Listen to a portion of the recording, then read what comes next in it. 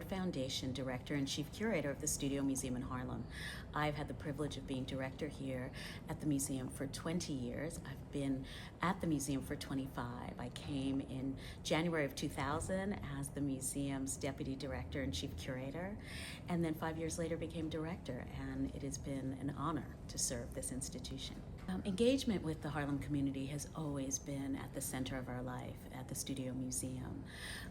That happens through what it means to provide access for our Harlem neighbors. It comes through our programs that are created specifically to allow Harlem residents to not only be a part of our life in the museum, but for us to be a part of their lives in their schools, in the libraries here, in the community centers. And so while we were closed, we were able to continue doing that work, but we're thrilled to be reopened and have the physical museum back, to have those programs now live in the museum and, of course, in Harlem. Well, I grew up in New York City, and so I had the great advantage of being able to go to museums as a young person. And by the time I was in high school, I knew I wanted to work in a museum, and spent my college years as an art history and African American studies major, and during that time interned at many museums, including at the Studio Museum in Harlem.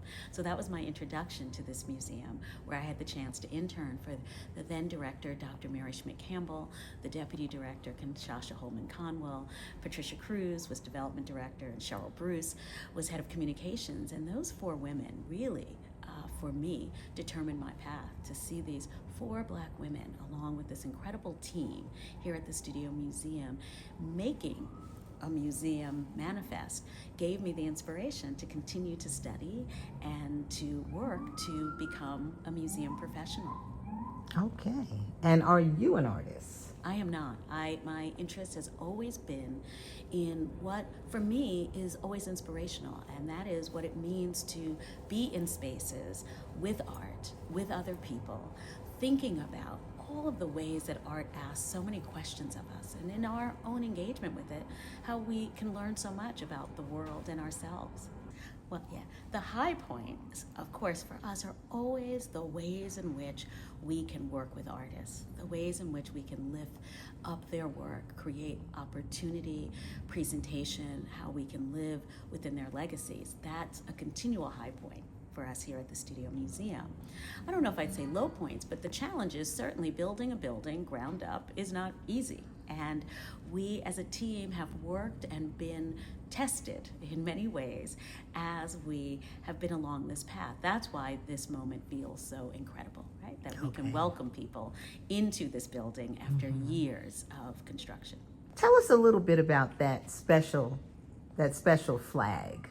Yes. Yes. Yes. The artwork that's on our building is the artist David Hammond's Afro-American flag.